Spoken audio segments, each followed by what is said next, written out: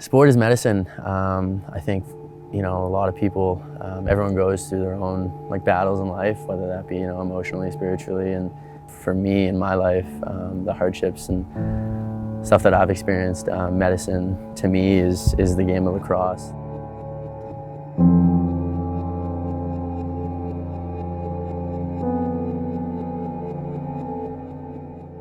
So Hatsqual Tanoyap, Aiden Queens na Tinachin Kla, Humulchsin Uchumeo, Anunatsin Squalo and Ilktan Sequitos.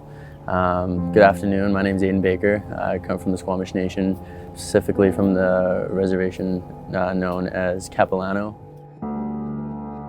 There was never a summer that I did not play lacrosse. 23 years and counting right now. Back in 2016, I was given the opportunity to head down south and pursue one of my lifelong dreams of playing college lacrosse. The school was named Ottawa University and is located just an hour south of Kansas City. Great school and a great experience nonetheless, as any athlete's dream is to play at a high level, right? I was a midfielder, so kind of a two-way player on the back end defensively and transitioning the ball up into the offensive zone, and two-time All-American and Offensive Player of the Year. I've been blessed to be mentored and taught by a wide range of coaches and family members, and specifically my grandfather. He was a very successful lacrosse player himself. My great-grandfather, Ray Baker, is in the Lacrosse Hall of Fame here in Canada. Yeah, my grandfather, Hugh Baker, whose jersey I'm wearing right now, is a residential school survivor here in the North Vancouver area.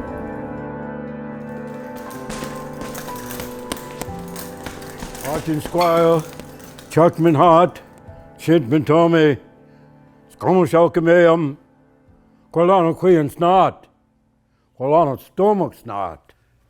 I carry an ancestral name of Quilano, last carried by my great-grandfather.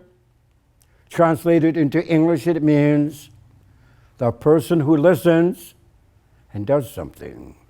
My English family name is William Nahanee. I started residential school at 6 years old.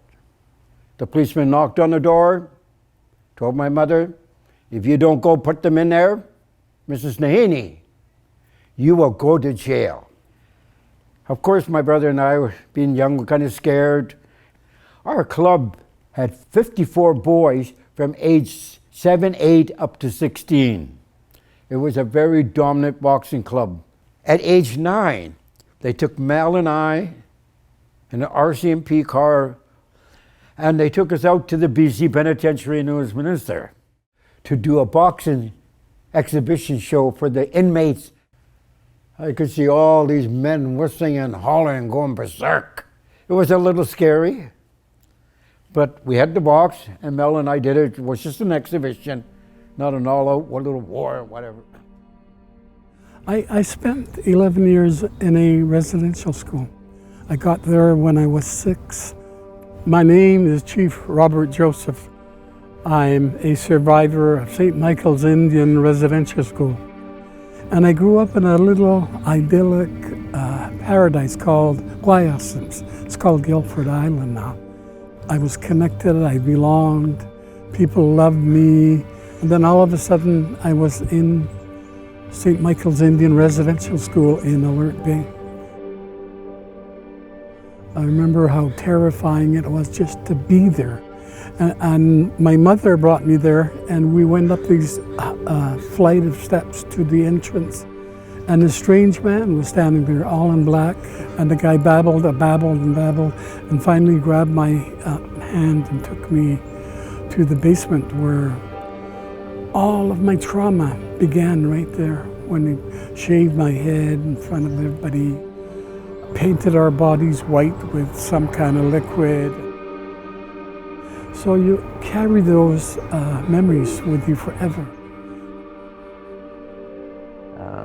Lacrosse for him, I can only imagine, was his medicine growing up. And the Squamish language alone, and many different traditional languages of First Nations across Canada, that's something that kind of holds dear to who we are as people. and the language was more so stripped from my grandfather and our ancestors in residential schools. I spoke only Kwakwala, which is the language of the group that I come from on the mid-coast.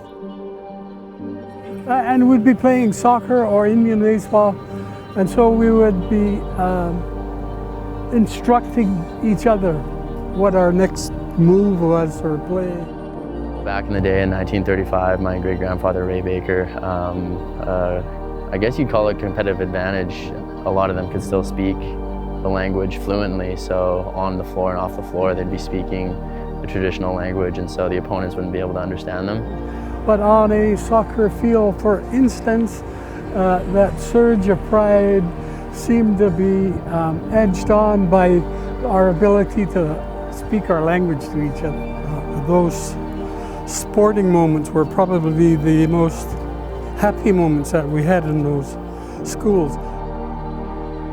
Yeah, I guess you can say it's fun because it's therapy. Because I was told by my elders what they did to you was negative. It's like a blanket. How long do you want to drag that negative blanket in your life? It's going to drag you into the ground. So sport is central to progressive well-being of Indigenous people wherever they are. Yeah, it makes me feel proud because they had to go through things I could never even think about going through to get me to be able to do what I can do today. Like, I wouldn't be able to even play any sports if it wasn't for everything that our ancestors did to let us be free enough to do that. I played basketball, I did track, I did cross country. I've been playing sports since I was 7.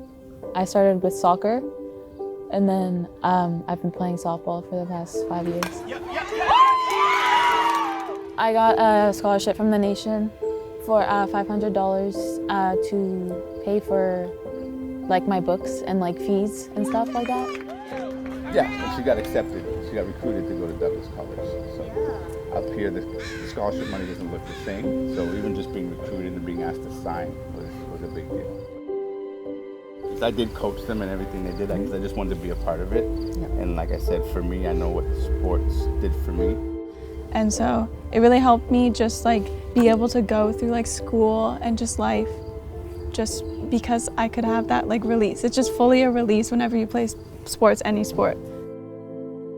So sports was central to some of the elements that kept these young people together as they progressed. The cultural aspect behind the game is the game to us is a gift from the Creator. It is a medicine game to our people. So growing up, any challenges or like in life, the game of lacrosse was always my medicine growing up. Absolutely, I think like historically, there's a lot of bad things that have taken place in the past, but I'm trying to be an example in being active and reconciliation, and of course, moving forward in this day and age with the presence of First Nations. So when you're in a sport, that's a natural place to germinate the idea of we are all one, like we say in Reconciliation Canada, we are all one. I'm like the only one that's usually Indigenous on my team, and so it does make me feel proud because I played so many sports. We're coming along to a better place today. We have people that are more open-minded, realizing that I wouldn't want that done to my children. Yeah, I want to ask all of you to consider the idea of reconciliation. We need all of us to transform our country to the one we really desire. Moving forward, obviously, there's a lot to be done, and I think if there's one thing that myself and communities across the country would like to know is that we're here and we're alive and well, and looking to prosper in the future.